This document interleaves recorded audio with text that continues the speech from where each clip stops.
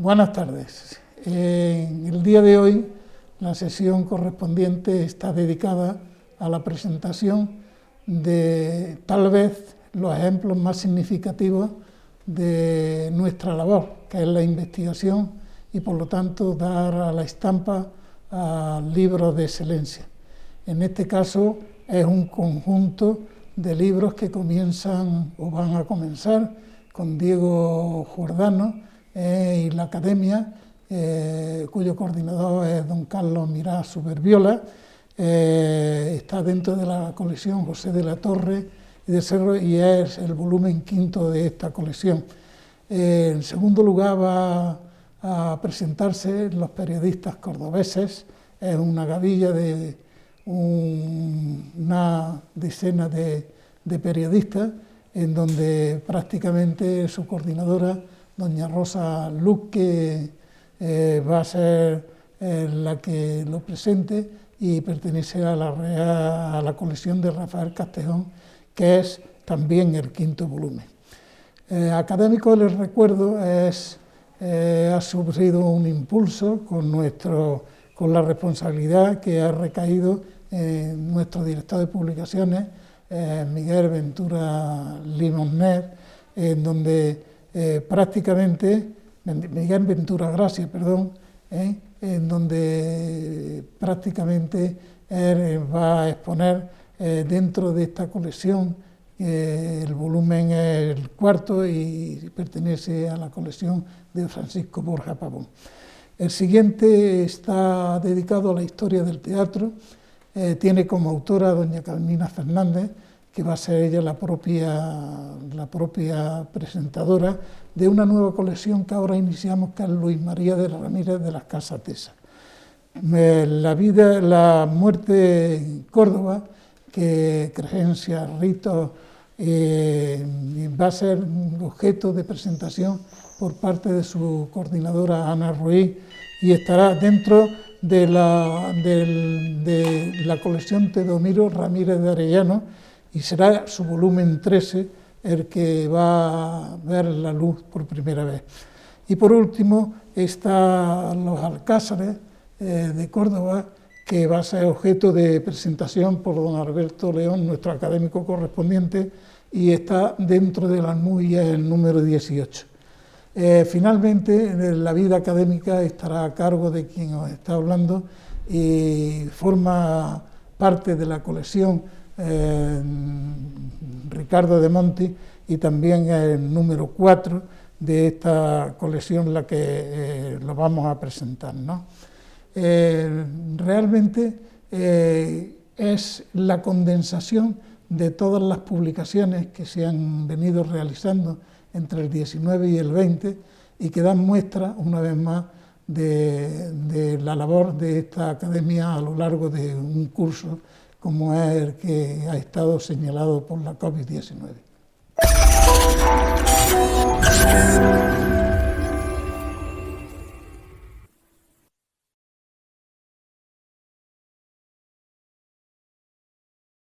Buenas tardes, un cordial saludo y muchas gracias por asistir a esta sesión de presentación de un nuevo conjunto de publicaciones de la Real Academia en sus diversas colecciones.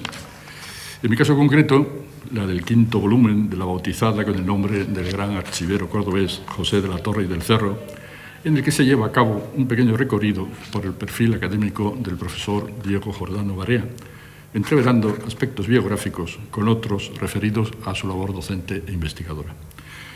Y muy especialmente a su actividad como académico, con particular referencia a los trabajos publicados en el boletín de nuestra institución. Se une así a los ya elaborados en números anteriores sobre el propio José de la Torre, Góngora y Rafael Castejón y Martínez de Arizara. El simple hecho de bucear entre las páginas de los boletines de la Real Academia, buscando la presencia en ellas del profesor Diego Jordano Barea, es una de las muchas maneras de constatar la evidencia del amplio espectro de temáticas que era capaz de abarcar, y su curiosidad por todos los campos del saber, aunque fundamentalmente se centrase en aquellos más próximos, o al menos claramente susceptibles, de ser relacionados con su actividad más habitual como investigador y docente, porque fue un científico de amplios registros. Nació un 6 de noviembre de 1918 en el mismo barrio por donde entonces estaba instalada, en un inmueble de la calle Encarnación Agustina, que antaño fue sede de un convento, la Facultad de Veterinaria, lo que hacía que muchos de sus profesores tuvieran sus viviendas en la zona. Fue el séptimo de 12 hermanos, 6 hombres y 6 mujeres. De los 6 varones, 3 ejercieron especialidades médicas y 2 cursaron la carrera veterinaria. El sexto fue catedrático de Derecho. Tras su paso por el Instituto Provincial Hoy Luis de Góngora, del que su padre fue profesor y vicedirector, su vocación fueron siempre los estudios de biología, pero las circunstancias derivadas de la Guerra Civil le condujeron a realizar los de veterinaria, que culminó en 1943. Su expediente, lleno de sobresalientes y de matrículas de honor, habla a las claras de su calidad como estudiante. 4 años más tarde conseguiría la cátedra de Biología, Botánica y Zoología de la Facultad de Veterinaria, en la que permaneció hasta su jubilación. Ingresó como correspondiente en esta casa en diciembre de 1950 y pasó a la categoría de numerario en abril de 1961, ocupando la vacante dejada por el que fue director honorario de la institución, José Amos Serrano. Su discurso llevó como título Ensayo biológico sobre estructura, selección y evolución de poblaciones humanas. La memoria académica de aquel curso lo califica de tema no exento de aridez, pero que el señor Jordano Barea expuso con admirable claridad, lo que nos lleva a la que siempre fue una de sus grandes virtudes, su facilidad para hacer accesibles los temas más complejos, hasta el punto de que podríamos considerarlo como un divulgador nato dentro de los parámetros de su tiempo. A ello le ayudaba su facilidad para el orden expositivo y la ejemplificación, y un peculiar y agudo sentido del humor. En el libro se recogen algunas anécdotas que hablan sobradamente de ello.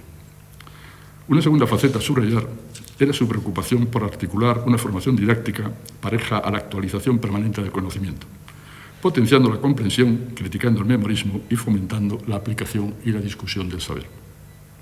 Destacaba una serie de deberes cuyo cumplimiento consideraba imprescindible por parte de todo profesor: valorar el progreso y el rendimiento de los estudiantes, la eficacia del programa y su propia forma de enseñar, a lo que añadía la inexcusabilidad de la enseñanza práctica y de la renovación permanente.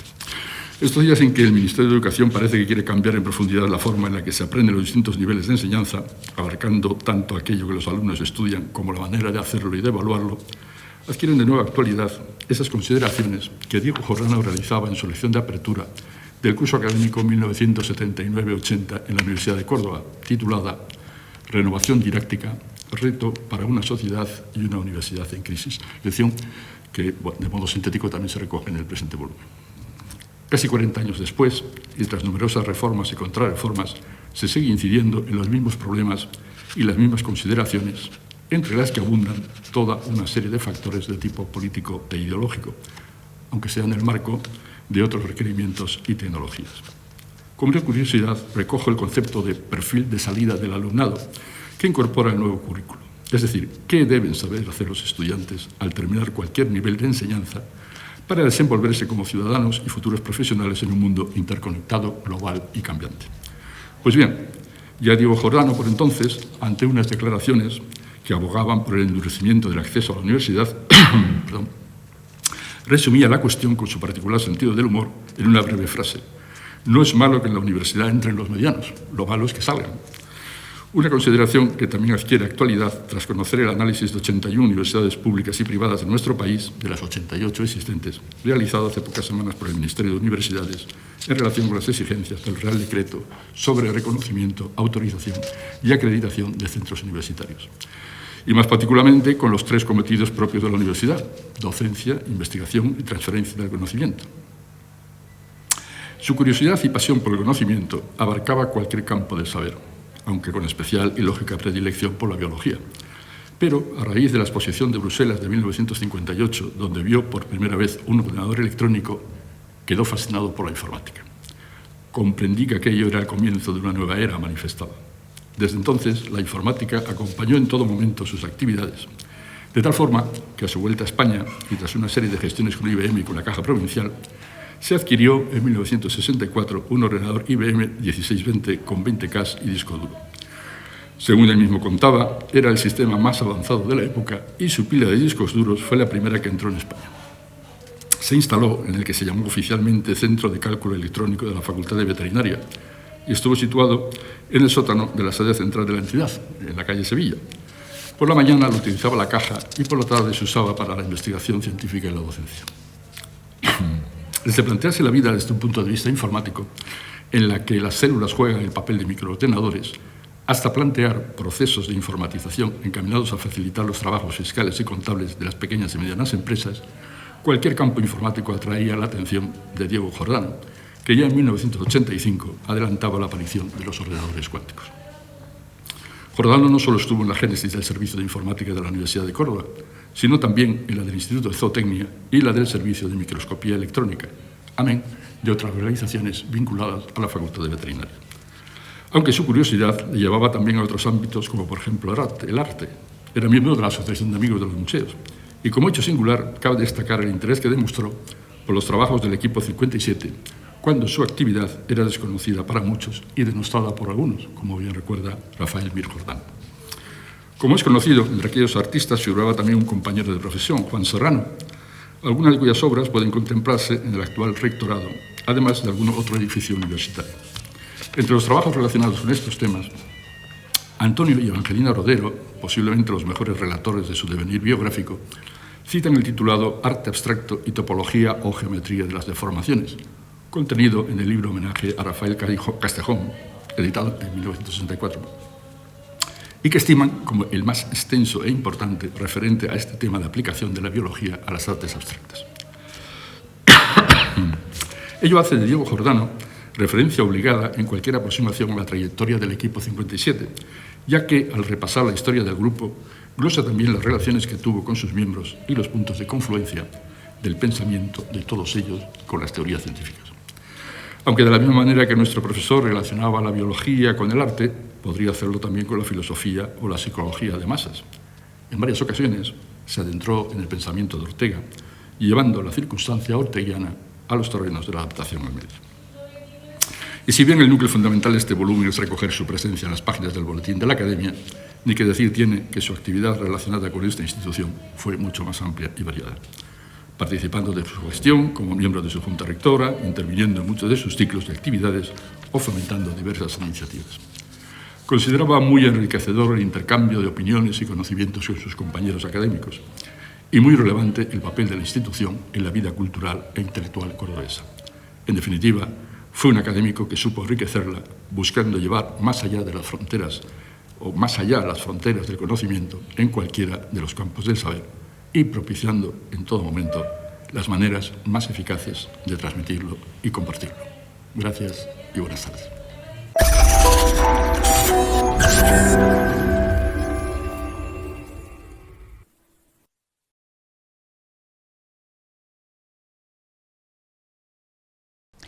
El libro que como coordinadora me cabe el honor de presentar, titulado Periodistas cordobeses de ayer y de hoy, es la quinta entrega de la colección Rafael Castejón.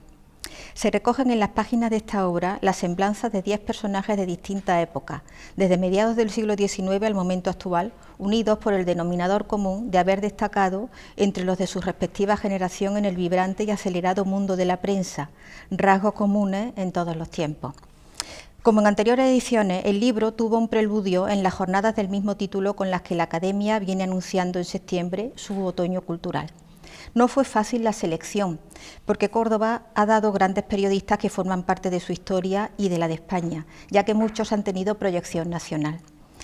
Es, y bien que lamento decirlo, una selección de la que están ausentes las mujeres, que incorporadas a la nómina en las últimas décadas aún no han tenido tiempo de hacer historia, por así decir, aunque sin duda nutrirán futuros catálogos académicos. Hemos querido recordar tanto a maestros de la prensa escrita en su doble vertiente de periodistas y reporteros gráficos como del universo audiovisual. Dispuestos por orden cronológico, el primero de los capítulos está centrado en Julio Burel y Cuéllar, quien se movió con soltura entre el periodismo y la política de finales del siglo XIX y comienzos del siglo XX. En un interesante estudio con amplio respaldo documental, su autor, el académico numerario Antonio Cruz Casado, traza la semblanza de un personaje que, nacido en Iznájar en 1859 y fallecido en Madrid en 1919, fue muy conocido y valorado por los intelectuales de su tiempo. Fue ministro de Instrucción Pública y diputado en varias legislaturas. Hombre del 98 con una clara preocupación por España, entre sus numerosas actividades periodísticas destacó como director de El Gráfico, uno de los diarios más innovadores de Madrid, donde dejó huella de su esfuerzo por modernizar la prensa, y eso que duró nada más que tuvo 6 meses de vida, ese periódico. El segundo trabajo, a cargo del académico correspondiente y periodista Jesús Cabrera Jiménez, versa sobre Daniel Aguilera Camacho, nacido en Baena en 1877 y fallecido a los 78 años en la capital. Para hacerle justicia, el autor de La Semblanza lucha contra la simplificación que a su juicio ha sufrido la figura del director y propietario del Defensor de Córdoba, periódico desde el que desarrolló una meteórica carrera profesional. Cabrera lamenta que solo se le suele recordar por su condición de periodista católico, algo que, si bien es cierto, soslaya una producción periodística volcada en la defensa de muy diversas causas. Rememora el autor la faceta política de este periodista vehemente en la defensa de sus principios. Sin dejar el periodismo, fue miembro del Partido Conservador y concejal en 2 ocasiones, así como a la llegada de la Segunda República, vocal de la Comisión Gestora Provincial, cargo del que sale a los 5 días escaldado de la política. Otro ilustre baenense, Fernando Vázquez Ocaña, protagoniza el 3er capítulo del libro, firmado por su paisano Francisco Expósito Estremera, periodista y doctor en periodismo. Expósito recrea un vivo retrato de uno de los grandes hombres de la prensa andaluza en la primera mitad del pasado siglo, cuyas ideas progresistas y afinidad con la República le abocaron al exilio. Abandonó España en 1939 y nunca volvió a su tierra, muriendo en México, Distrito Federal, en 1966. Nacido en 1898, Vázquez Ocaña fue redactor jefe de Andalucía Ilustrada y la Revista Popular, y como director también director del semanario Política y del diario El Sur, medios desde los que luchó por dignificar el papel de la prensa. Después llegaría su elección como diputado por el Partido Socialista, su marcha a Madrid y su nombramiento como jefe de prensa del último gobierno republicano. Una vida azarosa la de este cordobés que buscó la renovación del periodismo local, aunque también dirigió medios de ámbito nacional como La Vanguardia y fundó publicaciones en El País, que lo acogió al otro lado del océano. De la mano de Alfredo Asensi Díaz, profesional de larga trayectoria en la radio y académico, llega después la semblanza del que quizás sea el periodista más popular y querido que ha dado Córdoba, Matías Pras Cañete. A través de su voz portentosa y de una palabra siempre fluida y atinada, no paró de cosechar éxitos en vida y respeto unánime en el recuerdo tras su fallecimiento en 2004 en Madrid, donde había establecido su residencia a comienzos de los años 40. Nacido en Villa del Río en 1913, fue niño prodigio de apabullante precocidad en el dominio del micrófono. Atraviesa las páginas de este capítulo su magisterio en periodismo deportivo y sobre todo taurino, en el que creó escuela. En la televisión abarcó todo tipo de transmisiones en directo, concursos y otros programas en los que sembró su buen hacer, como lo haría poniendo voz y dirigiendo El Nodo. Un villarrense, en fin, que marcó toda una época. El 5º capítulo está dedicado al periodista José Luis Sánchez Garrido, conocido en su vertiente de crítico taurino, en la que unánimemente se admira su brillantez como José Luis de Córdoba. En este aspecto centra su trabajo Rafael Jordano Salinas, académico correspondiente y buen aficionado taurino. Jordano resalta que son varias las generaciones de cordobeses que se han acercado a la fiesta nacional a través de las crónicas y los libros especializados de este cordobés nacido en 1914 y fallecido también en esta ciudad en 2007. Falleció, por cierto, con las botas puestas, puesto que pocas horas antes de su muerte daba por acabado su artículo para el diario Córdoba, donde se había mantenido como colaborador prácticamente desde su jubilación en 1975. Casi 3/4 de siglo consagró Sánchez Garrido al oficio de informar, que emprendió en los diarios La Voz y Azul, siguiendo en el Córdoba, donde consolidó su firma, duplicándola en el aspecto taurino, primero como Don Pepe y luego como José Luis de Córdoba en El Defensor de la Afición y Córdoba Gráfica, además de en otras muchas revistas especializadas y en la agencia EFE. Toda una vida de buen periodismo.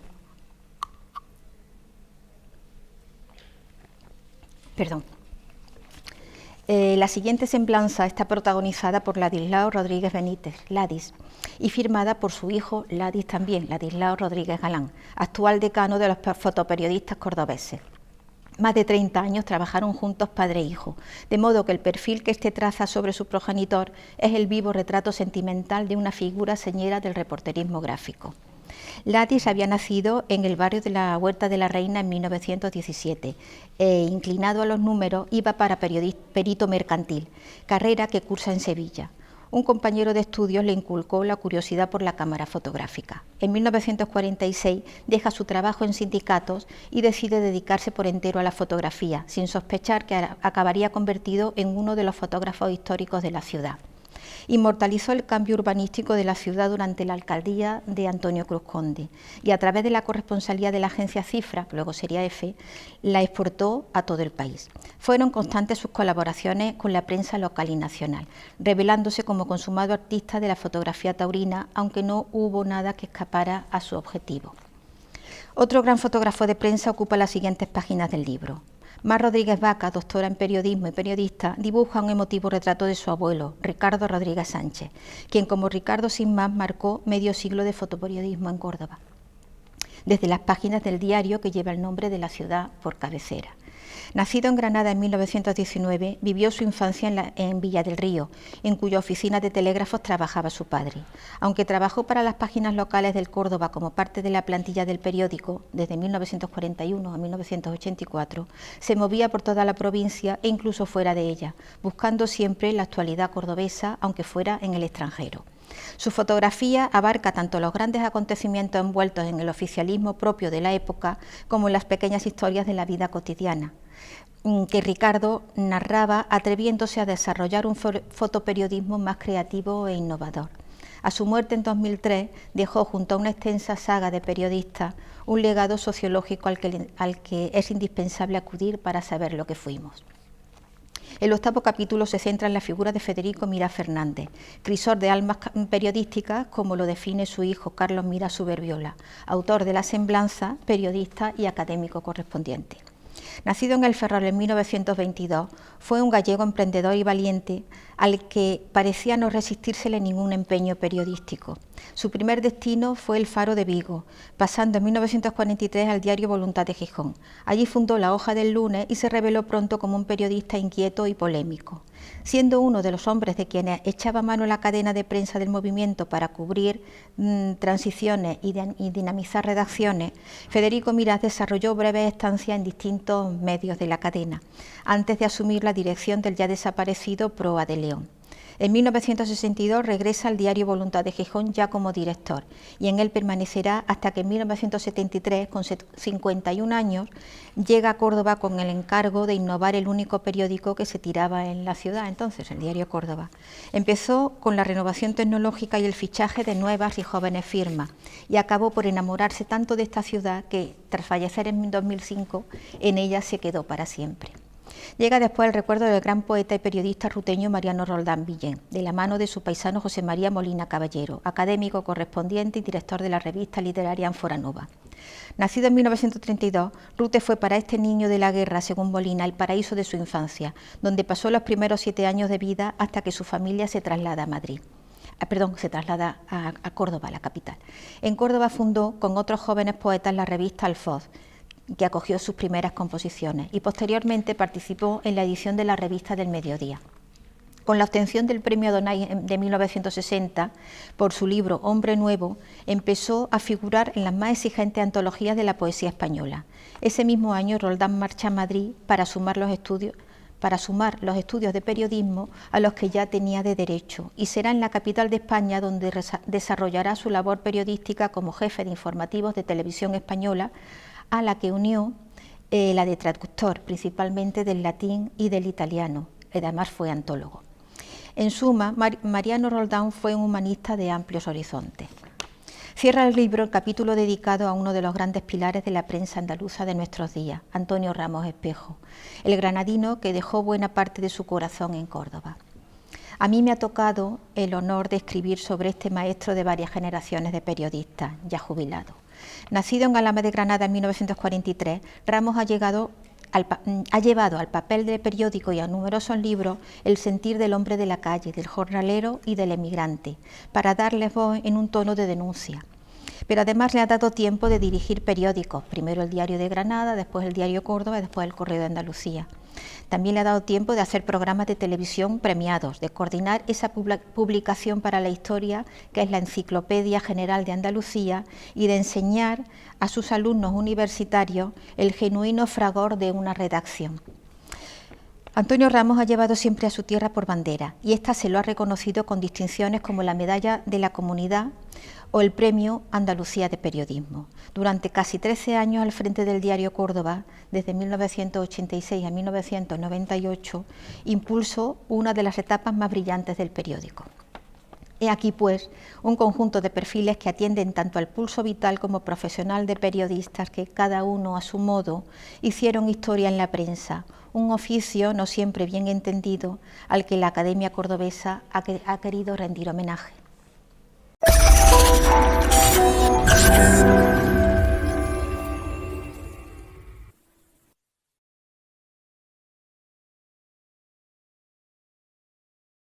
Con el que hoy presentamos son ya 4 los volúmenes de la colección Francisco de Borja y Pavón que la Real Academia de Córdoba dedica a rememorar la figura de académicos definitivamente ausentes, pero también a evocar la estela y el fruto de su ilusionante labor.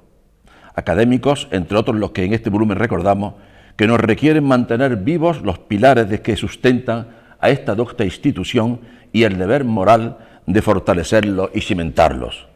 La coordinación científica del libro ha corrido a cargo del académico numerario don José Manuel Escobar Camacho, mientras la coordinación editorial ha estado al cuidado de quien les habla, que recoge honradísimo la antorcha del académico correspondiente don Francisco Solano Márquez, cuyas pautas de edición nos ha dejado sabiamente señaladas. 10 son los académicos biografiados, o mejor, 9 académicos y una académica, que abarca un segmento cronológico comprensivo entre 1810, en que nace don Rafael Joaquín de Lara y Pineda, y 2020, en que fallece don Enrique Aguilar Gavilán, a cuya memoria la Real Academia de Córdoba dedica la presente publicación. El primero, como acabo de señalar, es Rafael Joaquín de Lara y Pineda, 1810-1878, abogado, docente universitario y gran impulsor de la cultura en general. Además, estuvo interesado por el estudio de la agricultura, de la que resultó ser precursor de su modernización. Como político militante de la Unión Liberal, llegó a ocupar los cargos de concejal del Ayuntamiento de Córdoba y presidente de la Diputación Provincial. Pues bien, de todo ello, el académico numerario Diego Medina Morales nos ofrece un detallado y documentado relato. Pero además, el profesor Medina difunde también su obra literaria y científica, especialmente su historia del derecho romano y su labor en la Universidad Libre de Córdoba de ideario krausista que él mismo compartía. Y finaliza su trabajo evocando el paso de Rafael Joaquín de Lara por la Real Academia de Córdoba, que durante un corto periodo de tiempo presidió.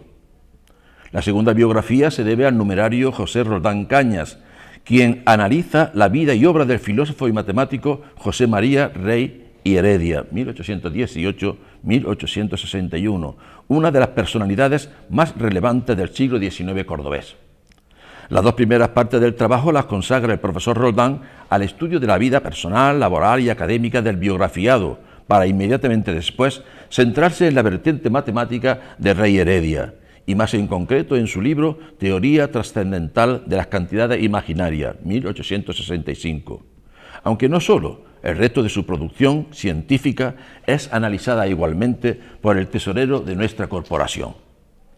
El presbítero Rafael de Sierra y Ramírez, 1837-1881, que fue censor y director accidental de la Real Academia de Córdoba, es el tercer académico estudiado y es el numerario José Manuel Escobar Camacho quien indaga y divulga su figura.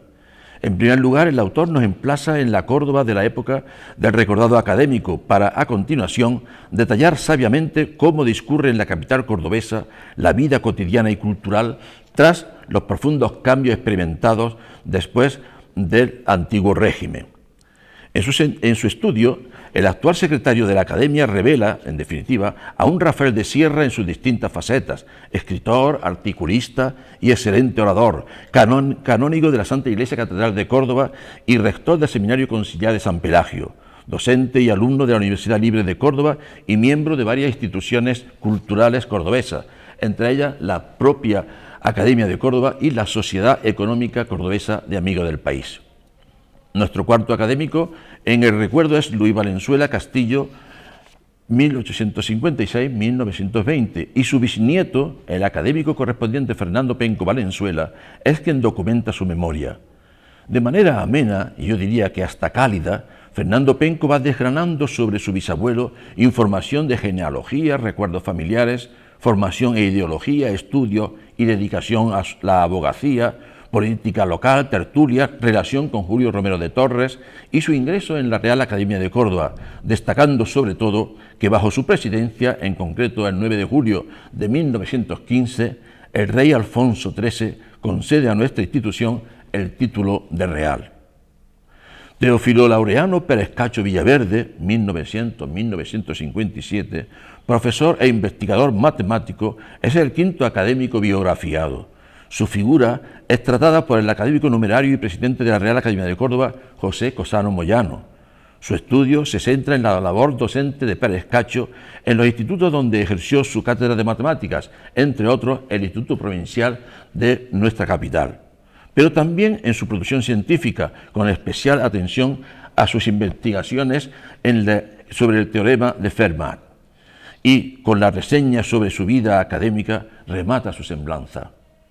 Pero son las palabras de José María Rey Díaz sobre la muerte prematura de Pérez Cacho las que el profesor Cosano ha seleccionado para abrochar su trabajo. Era un hombre de ciencia, estudiaba sin tregua y enseñaba a sus alumnos con tanto empeño como deleite. Tenía para sus compañeros máximas atenciones y su bolsillo estaba siempre abierto para las necesidades ajenas. Seguidamente, quien está en el uso de la palabra esboza el recorrido vital de Dionisio Ortiz Juárez, 1913-1986, uno de los numerarios contemporáneos más activos y destacados de la sección de Nobles Artes de nuestra Real Academia. En el trabajo se aborda su etapa como profesor y director de la Escuela de Arte y Oficio, destacando su decisivo empeño en crear la sección de Escuela de Arte, convertida hoy en Escuela de Arte, que lleva su nombre. Por otra parte, subrayamos la atracción de don Dionisio por el estudio de la orfebrería cordobesa, al punto de convertirse en conocedor como pocos de esta rama del arte y además en el auténtico motor de su investigación. En nuestro trabajo se argumenta asimismo su valiosa aportación a la Academia, de la que fue censor, y la firme defensa de sus servicios y valores. Por su parte, el académico numerario Manuel Gaete Jurado nos seduce con la biografía del poeta guajaranceño Mario López, 1918-2003, integrante del grupo Cántico, de cuyos compañeros cosechó siempre palabras de aliento y admiración, palabras y elogios a los que gustoso correspondió. Con su ingreso, señala Gaete, la Real Academia de Córdoba recibió con él un torrente de vida y de inspiración. Con deleitables comentarios a la obra del ilustre bursabulense, titulada Universo de Pueblo, el vicepresidente de nuestra academia abrocha el canto que devotamente ofrenda a un poeta ingénito, querido y carismático, como lo fue nuestro recordado académico Mario López. El siguiente miembro biografiado es José Cobo Jiménez, 1921-1990, y el autor de su biografía, el académico correspondiente Antonio Varo Baena. A través de los sabrosos comentarios del doctor Varo Baena, visualizamos la personalidad, el quehacer, la afición literaria y el amor irreductible de Pepe Cobos a Montilla, su patria chica, donde a veces se convertía en un gran anfitrión, desde Pepán, pregonero de la fiesta de la vendimia, hasta poetas del grupo Cántico.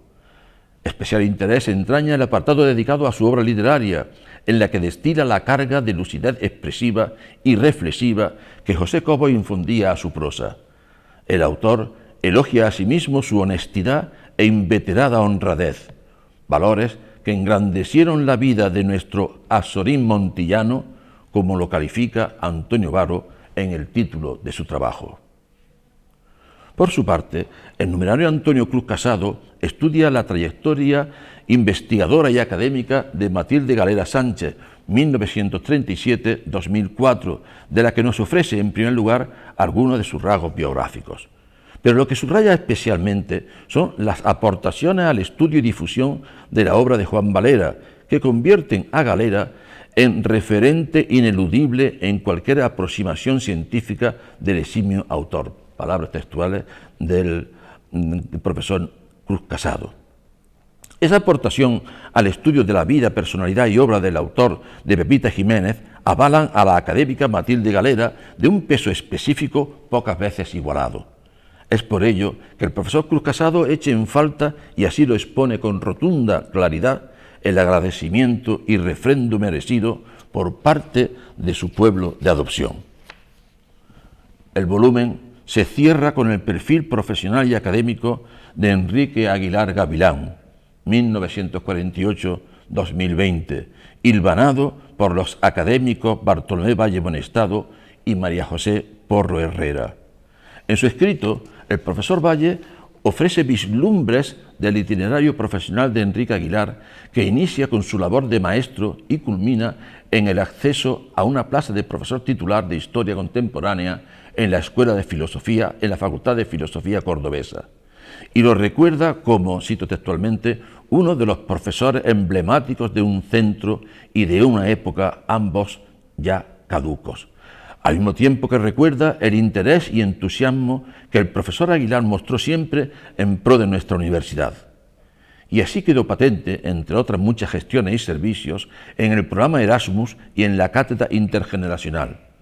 En su trabajo, Bartolomé Valle traza con pluma estremecida la aflicción por la pérdida del amigo que la maldita ELA nos arrebató. La vertiente académica del profesor Aguilar Gavilán es redactada por la profesora María José Porro Herrera, quien realza la aportación a esta casa de sus sólidos conocimientos históricos y la faceta de animador cultural. La autora, su querida esposa, acomete también la actividad investigadora que Enrique ha dejado reflejada en numerosas publicaciones. Del mismo modo, incide en la querencia de Enrique a la Real Academia de Córdoba, a su academia, a cuyas sesiones siguió asistiendo pese a su quebrantada salud, hasta que, lastimosamente, llegó el momento en que la enfermedad le privó de movimiento y lo recluyó en casa hasta el día 16 de febrero de 2020, en que finalmente nos dejó. Pero, queridos compañeros, queridos amigos, Enrique está aquí, entre nosotros, mirándonos complaciente y agradecido desde la cubierta del libro que hoy acabamos de presentar. He dicho y muchas gracias.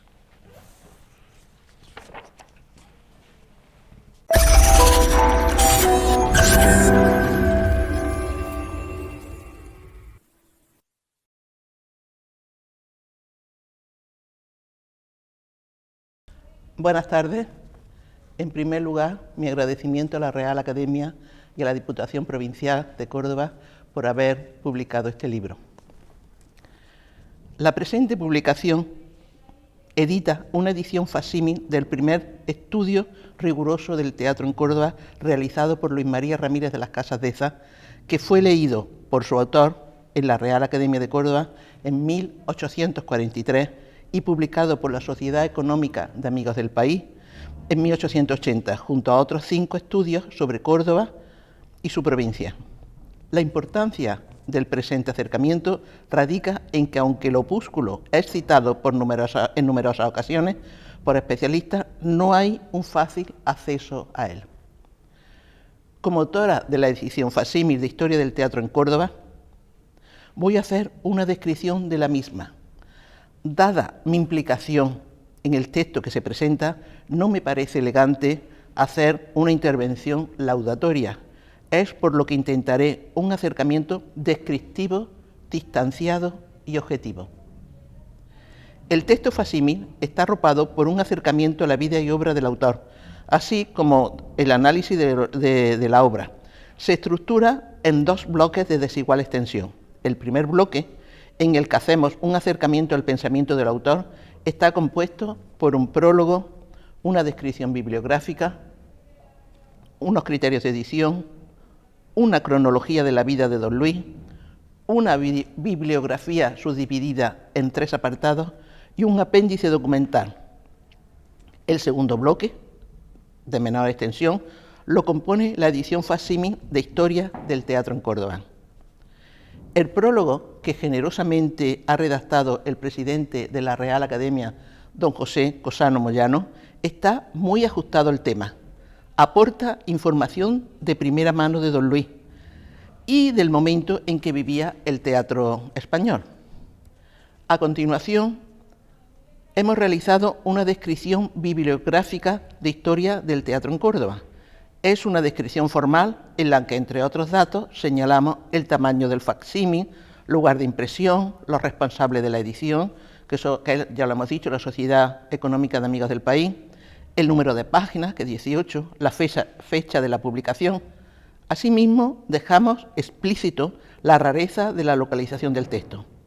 El tamaño de la presente edición, que inaugura una nueva línea editorial de la Real Academia de Córdoba, viene impelido por las dimensiones del texto original. En la portada de la presente edición subyace la primera página del manuscrito que se conserva en la Biblioteca Provincial de Córdoba y sobre ella se han impresionado los datos de la presente edición. Es de destacar que el trabajo de la realización del libro pues lo ha hecho Litopress y ha sido impecable. Tanto su director de publicaciones como el técnico que ha seguido mis sugerencias han sido fieles intérpretes de mis indicaciones. Estoy muy contenta de su trabajo. A continuación, exponemos los criterios, en el libro, exponemos los criterios de la edición en los que incluimos fuentes archivísticas, así como los problemas de cotejo entre la edición Prince y el manuscrito que hemos tenido la suerte de localizar. En la introducción, que hemos dividido en 2 partes, realizamos un somero acercamiento a la vida y obra de don Luis, ya que distintos investigadores se han acercado a ella, tales como Francisco de Borja Pavón, José Valverde Madrid, Antonio Cruz Casado, Manuel Cuenca Toribio, Antonio López Ontiveros y Francisco Blanco López, los 4 primeros académicos de la RAC. El mismo Luis María Ramírez de las Casas Deza, en su biografía y memorias, que es una joya, que nos ofrece una información valiosísima sobre su vida, además de sobre la Córdoba del momento y también del Madrid isabelino. Por tanto, como ya hay bastante documentación sobre la vida y obra de don Luis, nosotros hemos incidido en su pensamiento e ideología. Eso es la primera parte de la introducción. La segunda parte de la introducción analizamos Historia del Teatro en Córdoba, texto, insistimos, trascendental para conocer esta manifestación artística en nuestra ciudad. Aportamos una bibliografía dividida en 3 bloques para hacer más asequible la consulta. Algunas de las entradas bibliográficas son de una gran novedad e interés. Yo diría que joyas bibliográficas y archivísticas, junto a otras más conocidas, pero que es imprescindible reseñar. Citemos también el apéndice documental integrado por 14 documentos archivísticos que complementan la comprensión del facsímil y de nuestra introducción. Entre otros documentos, pues hemos incluido pues, algunos sobre prohibiciones, sobre reglamentos teatrales, el plano de planta del teatro principal, las compañías que actuaron en Córdoba y datos específicos sobre la fisonomía y el entorno familiar de comediantes que pasaron por la ciudad. Solo se han incluido 14 documentos porque en la actualidad estoy investigando sigo investigando sobre el teatro en Córdoba y tengo una línea abierta que la he titulado Fuentes para la historia del teatro en Córdoba, a la manera de la que realizó el profesor Berry sobre Madrid, por tanto hemos reservado bastante documentación. La segunda parte del libro que presentamos es el facsímil del texto que don Luis María leyó en la sesión, ya lo hemos dicho, del 25 de febrero de 1843. Por primera vez desde los albores renacentistas hasta 1843 se hace un estudio estructurado, riguroso y exhaustivo de la defensa y ataques que sufrió el arte escénico. Los hitos de la actividad escénica son acogidos por don Luis desde Lope de Rueda hasta Casimiro Cabo Montero, al que dedica más de la mitad del trabajo. Dos son los ejes sobre los que descansa Historia del Teatro en Córdoba: las prohibiciones que sufrió el arte de Thalía en la ciudad desde la época del padre Posada, incluyendo, entre otras, la muy conocida de Carlos III del año 1784. Especial protagonismo tiene la figura de Casimiro Cabo Montero, autor, empresario, preceptista y dueño del teatro principal de la ciudad, sobre el que giró la actividad teatral cordobesa del primer cuarto del siglo XIX. Personaje que fue muy querido por los amantes del teatro y a la vez vilipendiado por las élites políticas y religiosas, por predicadores y algún que otro ciudadano de a pie, como el militar José María Heredia Río. Por investigaciones paralelas a esta que presentamos, sabemos que Casimiro Cabo Montero fue un hombre emprendedor, inteligente, activo, viajero y, por supuesto, polémico.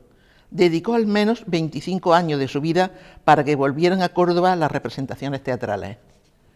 La gran dedicación que Casimiro Cabo Montero se encaminó a una profesionalización del espectáculo teatral. Dirigió el Coliseo, desafió la autoridad municipal, intentó desterrar la imagen controladora del poder local sobre las representaciones. Se esforzó, al parecer frustradamente, en elevar el nivel de sus finanzas, para lo que invirtió mucho de su tiempo y todo el dinero que poseía. Sus actuaciones son, en provincia, un anticipo de la figura del gran Grimaldi.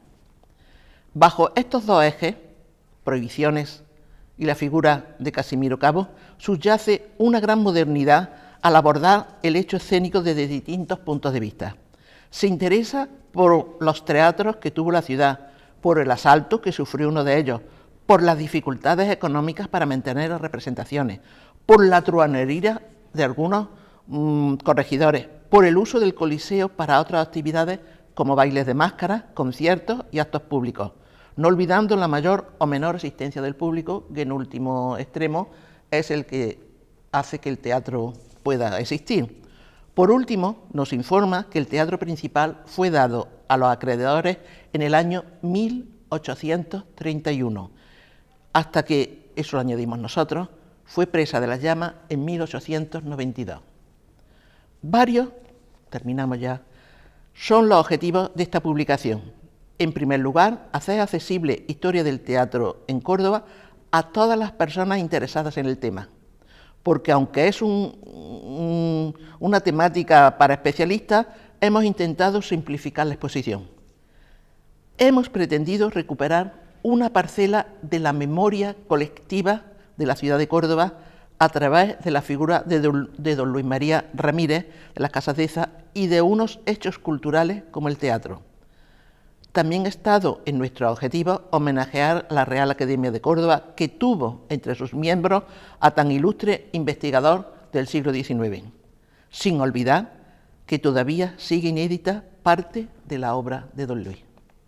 Muchas gracias por su atención, buenas tardes y cuídense.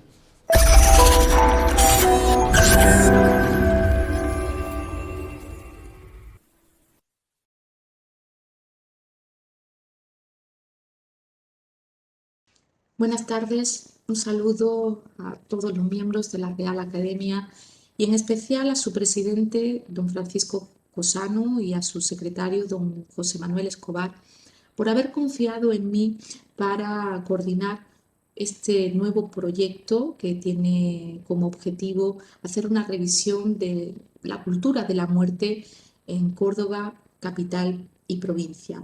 Un proyecto que pretende poner de manifiesto que no hay mejor reflejo de los vivos que su legado a través de las múltiples manifestaciones funerarias que nos obligan a enfrentar una visión multidisciplinar de la materia a lo largo de la historia. Es, bajo nuestro punto de vista, la única manera de reconciliarnos con un tema que sigue siendo hoy día considerado tabú. La Universidad de Córdoba, de hecho, ya fue pionera en este tipo de estudios a nivel nacional e internacional, situándose a la vanguardia de lo que podríamos llamar la arqueología de la muerte, gracias a los proyectos liderados por el catedrático Desiderio Vaquerizo y que se conocen en la comunidad científica bajo el seudónimo de FUNUS. Pero transcurridas ya casi 2 décadas de aquellos primeros pasos, se hacía necesaria una revisión y actualización del tema. Y la Real Academia de Córdoba, de Ciencias, Bellas Letras y Nobles Artes de Córdoba, ha sabido coger el testigo de esa hazaña, que como a Dante, un poco en la Divina Comedia, nos permitirá descender al mundo más íntimo y personal, también lúgubre y escatológico, de nuestros antepasados. Para este primer ciclo, que ya inició en noviembre, hemos tenido el privilegio de contar con el prestigio de un nutrido grupo de investigadores y especialistas que han convertido sus disertaciones públicas en artículos para esta nueva monografía de la colección Teodomiro Ramírez de Arellano. A todos ellos quisiera agradecer desde aquí su voluntad, su entusiasmo a la hora de acogerse a esta propuesta, haciendo realmente fácil la labor de coordinación de este programa. Un programa que ha abarcado en realidad más de 2000 años de historia, desde los primeros vestigios humanos hasta la llegada del cristianismo, pasando por supuesto por el rico mundo de lo pagano, representado por la presencia romana en nuestras tierras. Así, y siguiendo un hilo cronológico y temático, este recorrido por lo funesto nos ha permitido acercarnos a los escasos pero valiosísimos restos arqueológicos de la prehistoria reciente, procedentes de Alcolea y de la zona de Arruzafa, a cargo del profesor Dr. Rafael Martínez de la Universidad de Córdoba. A continuación, nos hemos adentrado en esos influjos culturales propios de la protohistoria que cuentan como uno de sus máximos exponentes con el conjunto de estelas decoradas o estelas de guerrero que se reparten por toda la provincia. Además, para esta monografía hemos podido sumar otro trabajo de revisión sobre el mundo funerario de la Edad de Hierro, que ha sido realizado por Guillermo López, becario de investigación del área de arqueología de la Universidad de Córdoba, donde se pone de manifiesto una tendencia diferente para la campiña y subéticas, adscritas en este caso a la Bastetania, y por otro lado el Valle del Guadalquivir, que pertenecía a la Turdetania, donde resulta por ahora difícil encontrar hallazgos funerarios claros, dejando por lo tanto sobre la mesa ese interesante debate sobre la existencia de rituales que tal vez no dejaran huella arqueológica. La llegada de los contingentes romanos a nuestras tierras parece ser que se produjo de manera pacífica, una convivencia entre indígenas y colonos que debió ponerse de manifiesto en sus creencias de ultratumba, con base en una fuerte tradición crematoria y en la creencia de algún tipo de más allá. Pero lo cierto es que poco sabemos de ellos, puesto que las fuentes materiales todavía no son esquivas, hasta fechas casi ya tardorrepublicanas, hacia mediados del siglo I a.C.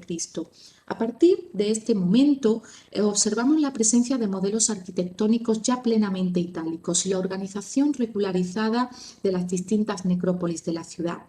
Y es que los romanos, precursores de nuestro derecho actual, estuvieron imbuidos de leyes que regían tanto la vida pública como privada, y el mundo funerario no quedó ajeno a ello. Compraventa de terrenos para enterramientos, limitación de espacios funerarios extramuros, permisividad o prohibición de determinados rituales, testamentos, herencias, incluso multas funerarias han llegado a nuestros días a través de textos e inscripciones, tal como nos ilustra la catedrática en Derecho Romano de la Universidad de Córdoba, Carmen Jiménez. La traducción material de todo ello la encontramos en los usos y costumbres que marcarán la búsqueda de una vida piadosa con la esperanza de alcanzar una muerte digna, una de las preocupaciones más trascendentales del pueblo romano en general, que en realidad se caracterizó por contar con multitud de posturas religiosas o filosóficas ante la muerte. ¿Y quién mejor que el profesor catedrático también Desiderio Vaquerizo de la Universidad de Córdoba para adentrarnos en este submundo? Legislación y prácticas funerarias tuvieron su reflejo más directo en la topografía urbana. Las necrópolis de la Córdoba romana, al igual que las del resto del imperio, se situaron extramuros, siguiendo las principales vías de comunicación. La capital de la Bética es, por tanto, un ejemplo único para conocer de cerca la evolución de estos cementerios, así como las distintas tipologías de enterramiento. Muchas de estas necrópolis, de hecho, se mantuvieron activas durante siglos, extendiéndose hasta finales de época tardoantigua, mientras que otras fueron surgiendo al albor de nuevas vías de comunicación y en el entorno de los primigenios centros de culto cristiano, apareciendo también los primeros enterramientos intramuros. Una panorámica que hemos elaborado mi compañero de grupo de investigación, el doctor Manuel Ruiz Bueno, también miembro de esta Real Academia, y una servidora. La memoria y el recuerdo, a través del nombre inscrito en una piedra y de la efigie en material no perecedero, a través de retratos, relieves, esculturas, ayudan a entender las ansias de inmortalidad de algunos de sus protagonistas. Este anhelo estuvo muy presente entre las clases aristocráticas, pero también entre los sectores más empobrecidos y denostados de la sociedad. Un recorrido por las esculturas funerarias de la Córdoba romana ha sido realizado para este volumen por el profesor de la Universidad de Córdoba, José Antonio Garriguet. Entran aquí en juego también los honores funerarios, otorgados por el Senado local a determinados prohombres que por su importancia y su buen hacer para la comunidad así lo merecieron, y de los que nos da buena cuenta el catedrático de Historia Antigua de la Universidad de Córdoba, Enrique Melchor. Para estas cuestiones generales ya han quedado un poco de manifiesto. Ahora debíamos descender un poquito más para acercarnos con detalle a algunas de las necrópolis recientemente excavadas en la ciudad. Para ello hemos contado con el arqueólogo Manuel Rubio Valverde, que tuvo la oportunidad de excavar en los llanos del Pretorio y en el solar de la que será la Biblioteca Pública del Estado. Una necrópolis altoimperial y una necrópolis bajoimperial, con lo cual nos trasladará a todos los rituales, tipos de tumbas, posiciones de los muertos y el acompañamiento o no de ajuar. Un ajuar en el que suelen aparecer multitud de elementos, pero entre los que destaca la cerámica, especialmente la que compone una especie de ajuar tipo que ya fue descrito por la investigadora Sonia Vargas, que vuelve a incidir en este tema ampliándolo con nuevos repertorios. La rica información con la que contamos para los siglos altoimperiales nada tiene que envidiar a la perteneciente a época bajoimperial y tardoantigua. Recientes trabajos de investigación han puesto en orden una documentación histórica y arqueológica que había sido tratada como menor durante mucho tiempo, prestando especial atención a la adopción del cristianismo como religión oficial y a la llegada de los pueblos germanos a la península ibérica, con casos que trascienden los límites de la capital cordobesa y su modelo urbano, dando paso a un mundo rural efervescente que tendrá su repercusión en lo funerario. Multiplicación de necrópolis vinculadas a pequeños asentamientos y villas de tipo productivo, base del nuevo orden jerárquico y económico del Imperio Romano. Estas cuestiones han quedado abordadas por los doctores Eduardo Cerrato y Silvia Carmona. Y en este sentido destacan los yacimientos de Torreparedones y de Fuente Álamo, que gracias a la puesta en valor experimentada en la última década han permitido llevar a cabo nuevas excavaciones que han aportado un rico panorama en lo que a las necrópolis de estos núcleos antiguos de la campiña cordobesa se refiere, tal como nos han mostrado también sus directores y técnicos, el doctor José Antonio Morena, Manuel Delgado y David Jaén. Ahora son los huesos los que nos hablan. Es cierto que los estudios antropológicos son minoritarios, ya que no existe una obligatoriedad por parte de la legislación a la hora de excavar una necrópolis, pero los avances científicos más recientes están permitiendo intervenir sobre repertorios cada vez más amplios y con resultados cada vez más precisos y rápidos, pudiendo no solo obtener datos relacionados con la edad de la muerte, sino también características físicas de los difuntos, tipo de alimentación que tuvieron en vida, el trabajo al que se dedicaban, enfermedades padecidas o motivos de la defunción. Ejemplo claro de todo ello es el trabajo, el estudio antropológico llevado a cabo por Cristina Gómez y Ángela Pérez sobre la necrópolis de Fuente Álamo, una necrópolis dilatadísima en el tiempo que llega incluso hasta época medieval. Precisamente la antropología física fue una de las primeras ramas científicas en dar voz a la mujer, tradicionalmente ocultada por las fuentes escritas debido principalmente a su escasa participación en la vida pública. En la actualidad, los denominados estudios de género, desde una perspectiva científica, como bien sabe la profesora doctora Pilar Molina, están sacando de la oscuridad a esta figura fundamental de nuestra historia pasada y presente, con especial preeminencia en el mundo funerario y sus tradiciones vinculadas al hogar y a la familia. Todo ello se desarrolla con detalle en esta nueva publicación de la Real Academia de Córdoba, que tengo el honor de presentarles, e invitarles a que continúen el seguimiento de este programa en su segundo ciclo, que ya se está conformando para el próximo mes de noviembre y que tendrá como protagonista la muerte en Córdoba, creencias, ritos y cementerios, en este caso en su etapa medieval, que no solo se centrará en la cultura islámica, sino también en la mozárabe y judía. Muchísimas gracias por su atención. Buenas tardes.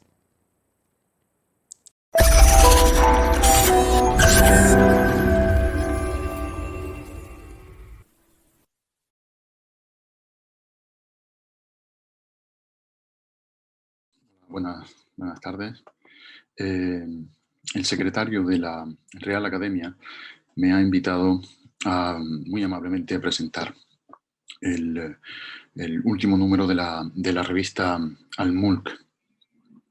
Esta publicación de la que ahora les hablaré se une a, y mi participación se une a la presentación de un nutrido número de trabajos, de monografías, bajo la promoción, el auspicio de la Real Academia, por lo que es realmente un objeto de una oportunidad para felicitarse y congratularse por la intensa actividad de investigación y de promoción de la cultura que realiza esta institución.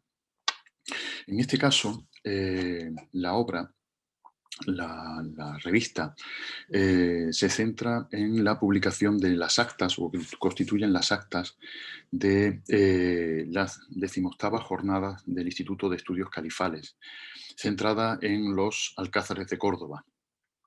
Estas actas recogen las aportaciones de diferentes autores que participaron en esas jornadas que se celebraron en Córdoba entre el 27 y el 29 de enero de 2020, afortunadamente antes de que la pandemia de la COVID-19 afectará al desarrollo de prácticamente todas las actividades. Y de hecho, la presentación a través de vídeo de este trabajo es una muestra de ello. Esas jornadas fueron coordinadas por don José Cosano, doña María Jesús Viguera y don Rafael Frochoso, que recopilaron o reunieron un nutrido grupo de investigadores que, como siempre, de manera interesada y con mucha ilusión participaron y presentaron sus trabajos en estas jornadas. También estas 18ª jornadas del Instituto de Estudios Califales, fueron ofertadas como un curso de extensión universitaria en el marco del Instituto de Estudios de Posgrado de la Universidad de Córdoba. Quizá sea una forma de abrir y de colaboración intensa y estrecha entre la universidad y la Real Academia. Antes de entrar en el contenido del libro, quisiera mostrar mi agradecimiento a la labor desarrollada por don Miguel Ventura, que se ha encargado de la revisión, ha asumido la labor de edición de este trabajo, sobre todo de cara a agilizar los trámites, los plazos, teniendo en cuenta la diversidad de formatos y de contenidos de cada uno de los autores que ha participado. En realidad el programa de esas jornadas es más completo de lo que aparece reflejado en el libro. No están todos los que fueron o todos los que asistieron, pero sí fueron todos los que están en este trabajo. Hay aportaciones que se hicieron en el marco del Congreso que no se han publicado aquí por diversas circunstancias, ¿no? O bien porque ya estaban publicados recientemente, se trataba de presentar novedades que o estaban en proceso de publicación o habían sido presentadas en revistas científicas muy poco tiempo antes, o como pudiera ser el caso de la aportación de Antonio Gámez o de Antonio Vallejo o las de Carlos Márquez, que ya ha publicado estos trabajos en diferentes sitios, ¿no? O porque, bueno, pues diferentes circunstancias, aún quedaba pendiente la recopilación de algún material inédito o por el desarrollo de una excavación que aún, cuyo expediente aún no se ha cerrado, ¿no? Son los casos, por ejemplo, de las aportaciones de Alberto Montejo y de Ramón de Ortiz que no han podido quedar reflejadas aquí. O hay algunos otros casos en los que, bueno, pues ni fueron ni están.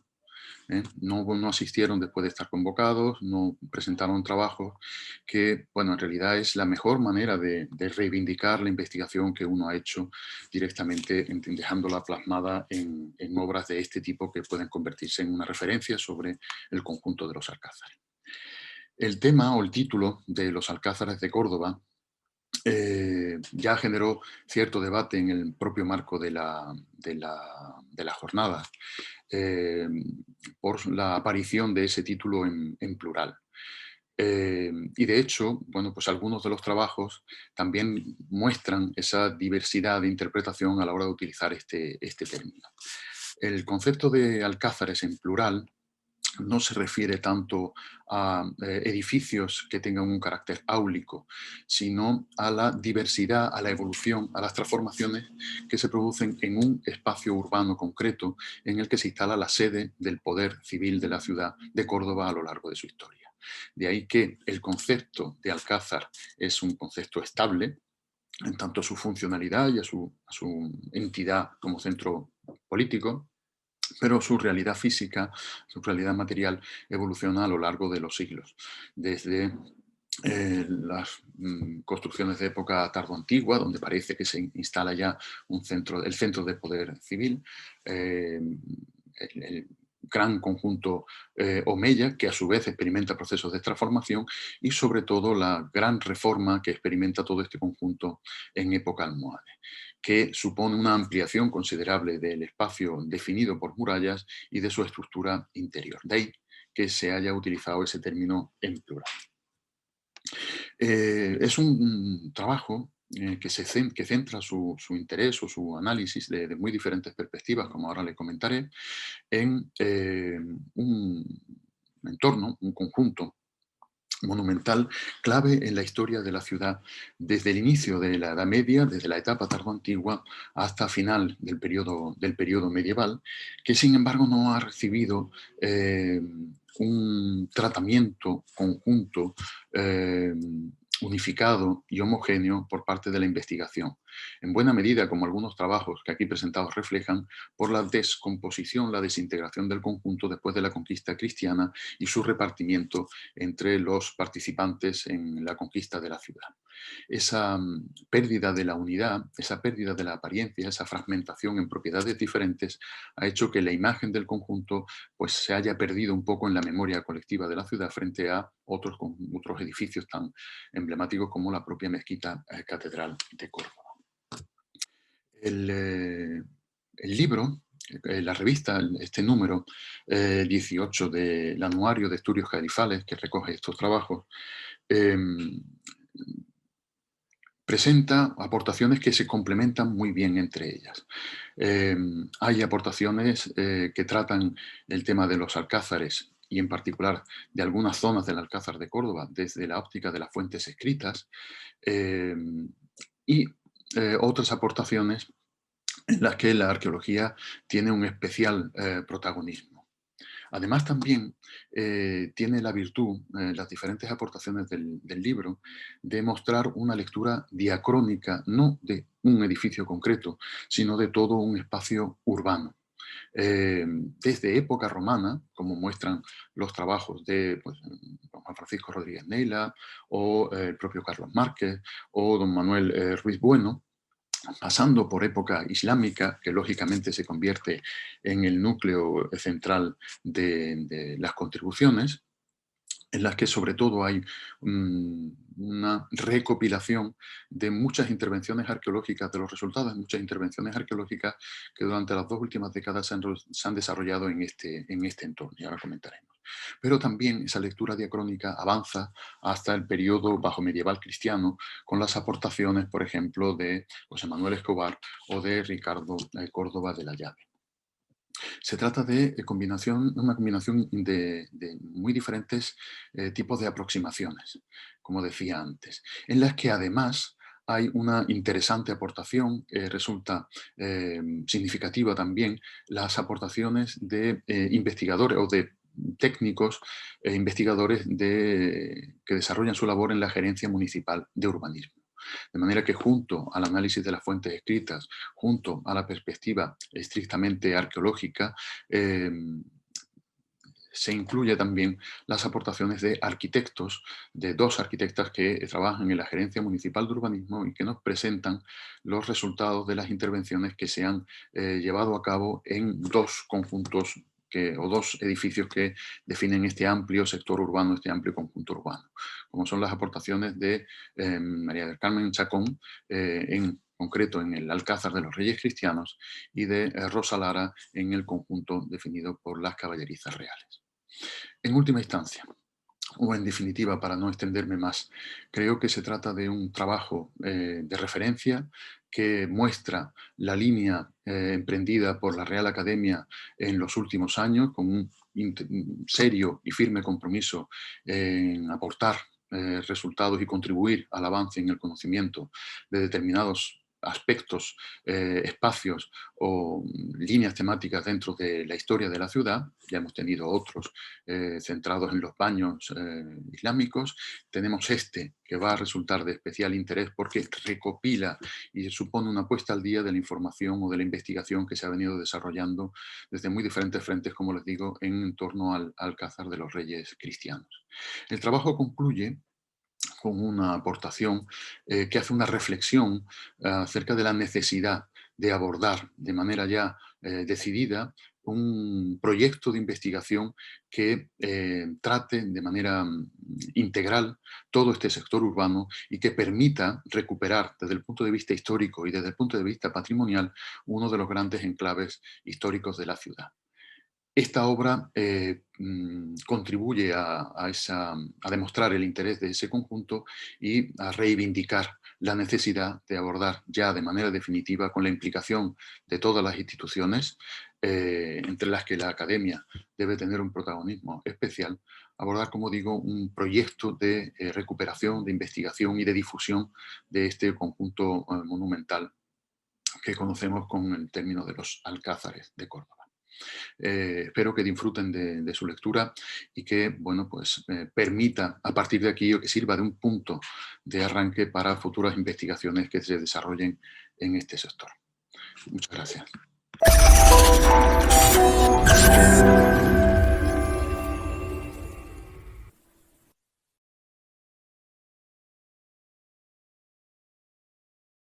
La vida académica 2019-2020 es el 4º volumen que dedicamos desde que se tomó el acuerdo por la cooperación de separar dentro de la inserción en su boletín y hacer un número monográfico especialmente para ello, ¿no? La verdad es que en los tiempos que corren, que están todos con ese denominador común que es la pandemia de la COVID, son tiempos adversos. Hemos intentado desde la Real Academia que efectivamente estos impactos que viene produciendo la propia enfermedad no nos afecten de alguna manera a nuestra tarea cotidiana. No cabe la menor duda que los impactos que ha tenido, al menos en estos momentos, en los sistemas educativos de la pandemia han sido realmente importantes. Fíjense, para darle algunos datos, los cierres escolares afectaron al 96,5% del alumnado. Esto es de más de 190 países, lo cual significa de alguna manera que de efectos negativos tenemos cuando menos dos: el aumento de las diferencias que se están produciendo en la propia educación y en su población escolar, y por otra parte el abandono escolar, que es una cifra muchísimo más significativa que los efectos lacerantes de la COVID. Esto está afectando a 24 millones de niños y jóvenes en todo el mundo, con lo cual ya nos hace pensar de alguna manera. Pero también la pandemia nos ha traído aspectos positivos, y en este caso es, pues bueno, la intervención educativa de toda la innovación que se ha producido en este campo, la recuperación metodológica que el profesorado está llevando a cabo, y por último, prácticamente ha habido una renovación de material didáctico para acometer todo lo que es tendente a impartir una enseñanza de calidad. Esto tiene una importancia tremenda, puesto que de ello depende del acceso universitario y, por lo tanto, de la investigación. Esta investigación necesita apoyo, evidentemente, como se está poniendo de manifiesto en la sociedad, y al mismo tiempo significa que si no se hace por parte del Estado, efectivamente tendremos que ser consecuentes, porque se producirá una sangría de investigadores que precisamente en estos momentos están siendo pioneros y destacados en lo que estamos acometiendo. En cuanto a la vida académica, reseña, hay dos grandes bloques. Uno, la memoria y los anexos correspondientes. En este momento podemos decir que todas las sesiones extraordinarias, sumando todas las presencias que hemos tenido hasta la interrupción a pasar a hacer sesiones virtuales, ha alcanzado cerca de los 1.600 personas que han estado presentes a lo largo del año. Y luego en intervenciones han sido cerca de 175 intervenciones las que hemos llevado a cabo. Aparte de ello, nosotros hemos celebrado como Junta Rectora el orden de 8 juntas al cabo del año. Hemos hecho 2 congresos internacionales que se pueden comprobar y están registrados en la vida académica, al mismo tiempo que jornadas y ciclos interacadémicos, y al mismo tiempo hemos estado presentes en jurados. Yo creo que una tarea como esta, minuciosamente el libro es muy curioso para que se vaya observando cuál es la disponibilidad y los objetivos de la academia, desde no solamente las actividades académicas, sino también pasando por el reflejo de la situación económica, de las subvenciones que estamos percibiendo, y con lo cual quiero decir que hay una total transparencia que pueden observar y el lector tendrá en sus manos próximamente. ¿Ya?